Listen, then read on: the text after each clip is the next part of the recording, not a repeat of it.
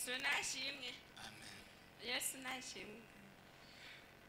Ndashimye Imana uko Imana igenda iranzika mu ijoro n'umurango uko bukeye uko bwije. Jewe hirya y'ejo kuwa gatatu hari wa mbere niho kuwa kabiri inako kuwa kabiri hari mu gatondo narabyutse ugomba kutujana muri kahise. Oya utuntu nakanu gato yashaka ibintu byabaye ejo uzi ko atakintu cyabaye ejo gerusire ejo je sinaje ngaha gusa je nahamagaye abantu bejo uko dutevye. Oya nanje nashaka gushima ariko naba barafise izindi nahe aba bana babose ariko navuze ibintu byejo nyarutsa ningoga umunota imisegonda ejo bambwiye ko musaza njyana telefone ambwira ko ari mugasho ariko nta kintu na kimwe babagirije yari kumwe n'abandi bantu babiri.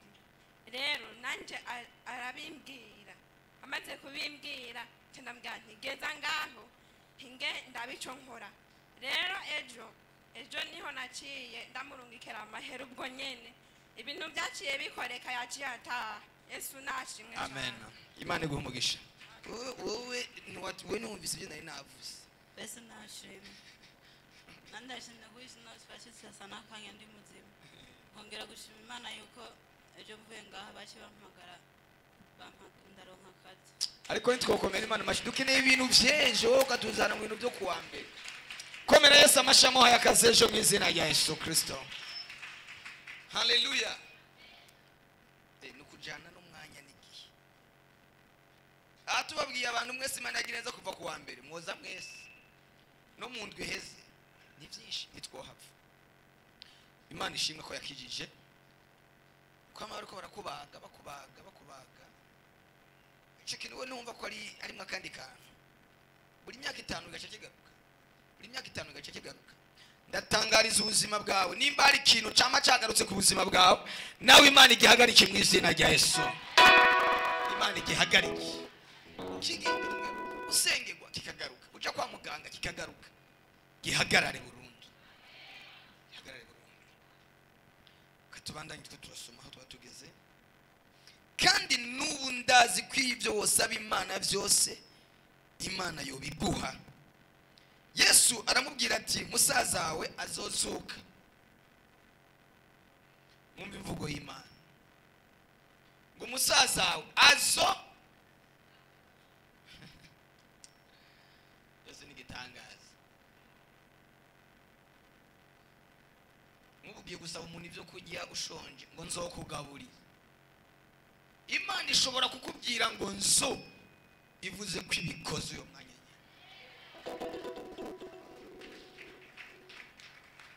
Ndashaka uyu munsi Imana yihutisha amasezerano. Imana yongereza umuvuduko w'amasezerano yanyu mu izina rya Yesu. Byari byaratevye byihute.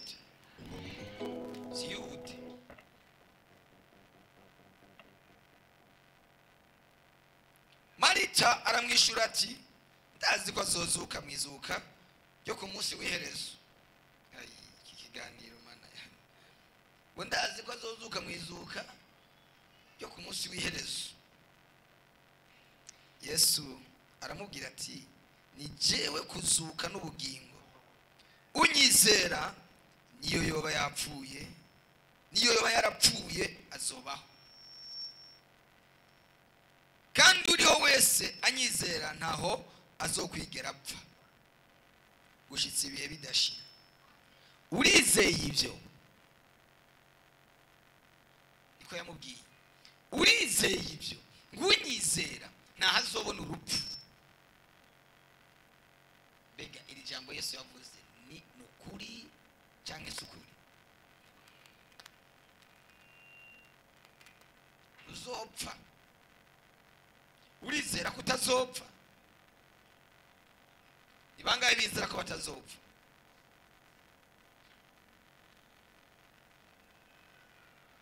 Abandi bizogenda gute? Wera ni wizeye? Nakwizera? Unyizera ntaho azopfa.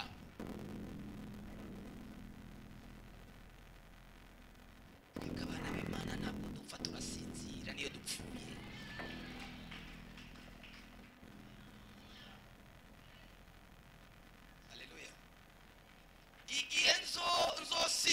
bazoterura umurambo cyangwa ikiziga canje bagende banjyambika ahantu nduhuke, hanyuma inyuma ndababwiza ukuri.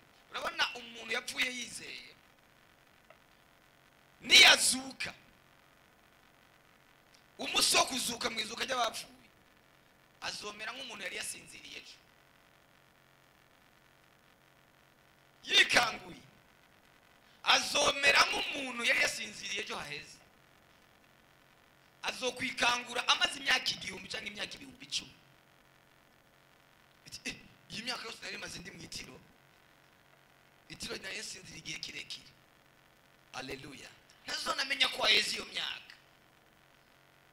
Nibaza ko ababizi ko bapfuye n'abapfiriye mu byaha kuko n'ubu bararusha, ariko abapfiriye mu mwami baratuje. Urupfu rw'abana b'Imana si ugupfa n'akaruhuko. Ninapfa ntimuzondirire. Haleluya. Nimuzimurire, muze muvuge tararuhutse. Nawe ntabwo uzopfa mba wizeye, uzosinzira. Amen. Ngunyizera ntabwo azobona urupfu. Turiko turavuga hejuru imbaraga zizura, turiko turavuga hejuru ubushobozi buzura. Uyu mugoroba hari biri buzuke, uyu mugoroba hari imibiri iri buzuke.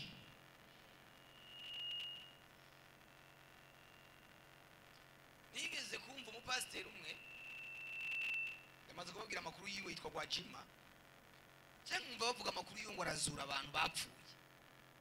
Kirati ivyo bintu none nibyo. Umunsi ndiko ndara kuri televiziyo ariko arakoresha igiterane, haza umuntu azari kivu umubiri wose. Jewe ntabwo mubyumva cyangwa nimwabi muze muje kuri YouTube murabe ibiterane Gwajima akoresha. None Gwajima si umuntu nkawe, si umuntu nkanje, si umukozi w'Imana yahamagawe nko natwe twahamagawe. Arahamagara abantu batwawe n'abarozi bapfuye hatageze bakagaruka, abantu banyegeje munsi y'ibitanda. Haje umuntu umwe baramubaza ati wowe uvuye? Ati mvuye kwa naka. Ati nari ndahamaze imyaka 15 ndi inyuma y'urugi. Inyuma y'urugi ariho bamushize. Umva yarapfuye iwabo baramuhama, hanyuma abarozi baca baragenda baramuzura bamushirane inyuma y'urugi, niho yibera bamugaburira ibyatsi. Yajya kujya kwinka yakwimye, ariko abo bariko baragaruka. Uyu mugoroba n'umunsi wo kuzura ubuzima bwacu n'ibyacu byose. Ubundi nawe baramubaza ati wowe uvuye? Ati mvuye hariya bafyatura amatafari, arenze imyaka myinshi yarapfuye. Ati naka niwe yatujanye yo turamukorera, tumuvyaturira amatafari, dukora amasaha 28 kuri 28. Cyo gituma tudakwiriye kugira impuhwe umurozi. Unashobora gukoresha umuntu amasaha 28 akora mu mirima arima amasaha yose. Haleluya. Wewe nta muntu mwumvise, sinzi ko amakuru mwamara yasomye menga ni Makamba, ibice bya Makamba. Umuntu yagonzwe n'imodoka, yagonzwe n'imodoka, yategewe n'amabandi, baramwica, batora ikiziga ciwe, baragihamba. Ariko ahezigi babona aragarutse, aje yambaye za muzu bamuhambaye, aje ameze neza. Mu buryo bugaragara wamenga bamwishe, kumbi izo bandi abo bitwa ngo n'amabandi bamwishe barabarozi. Mu buryo bugaragara wamenga n'amabandi ariko arabarozi bamwishe, baramutora ikiziga yapfuye baramuhamba, ariko baragaruka. Menga ni Makamba byabaye muri iyi minsi nyene, menga muri uko kwezi ni muri Rutana. Nayo yazagenda ibyo mwabiro, umuntu aragaruka. Ubu hari abantu banyu usanga bariko bararima muri Kongo, irubumbashi barabaca. turashaka ngo Imana igarure ibyacu mu izina rya Yesu. Garura ubuzima bwacu, garura umugisha wacu. Kunyizera ntazobona urupfu. Bwana sifiwe. Ugira ukwizera urakira iyo ndwara. Ndakwinginze uyu munsi ugira ukwizera urakira iyo ndwara.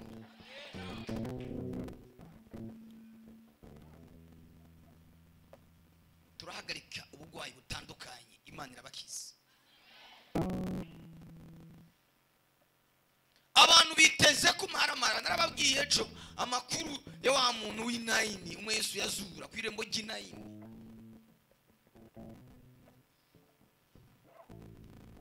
Babonye acikanye aravuga ati turamuronsa kabere reka dutwara utwiwe twose tumusiga agaragara.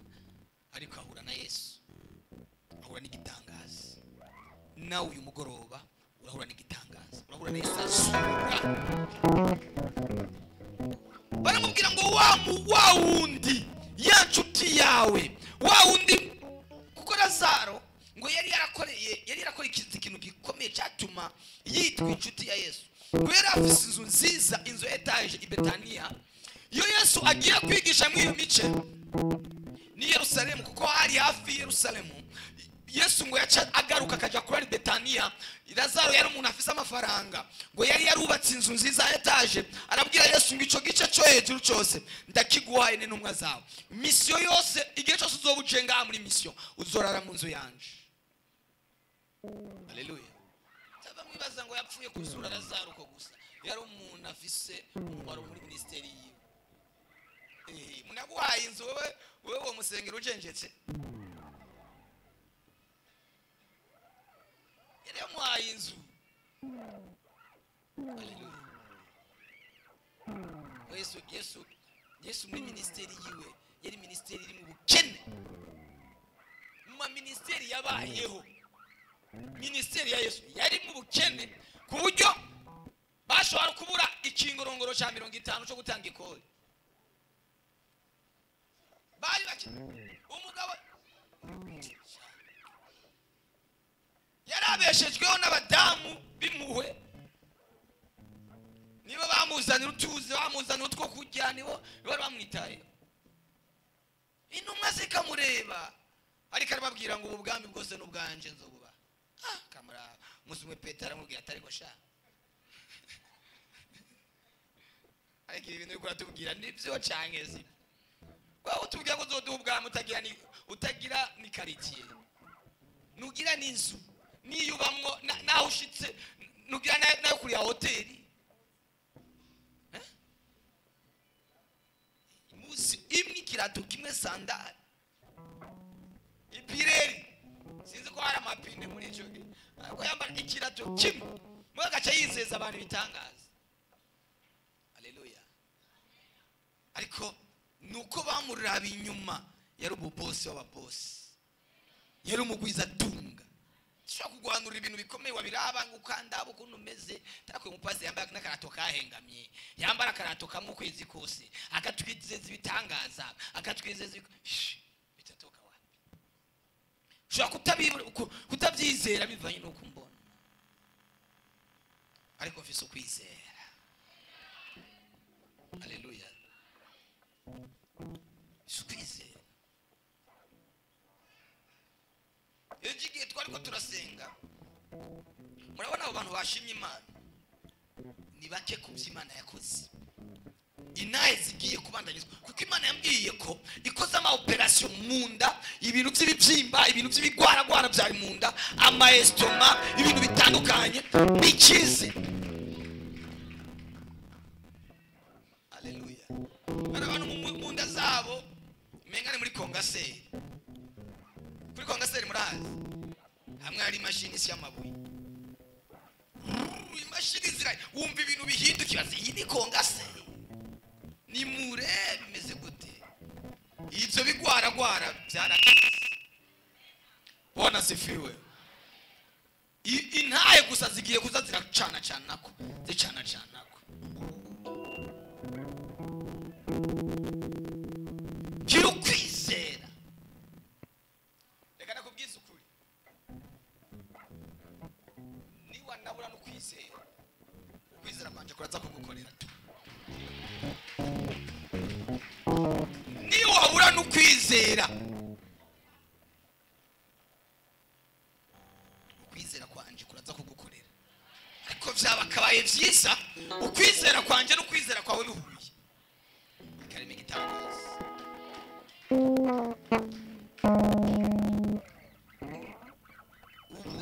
yaratanzwe amavisa yaratanzwe mamariage yaratanzwe abana baratanzwe mana ndabagire gute igisigaye ni giki uguhagarara dushima gusa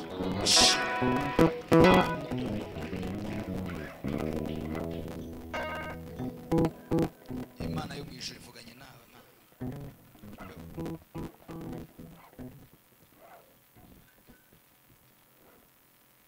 hari umwuka wo muri famiye wo mu muryango uguma gukurikirana hari umwuka wo mu muryango iwanyu uguma gukurikirana uwo mwuka utuma ibyawe bitagenda neza imana iragukuyemo imana irawugukuyemo kindi gigira kabiri hari umurozi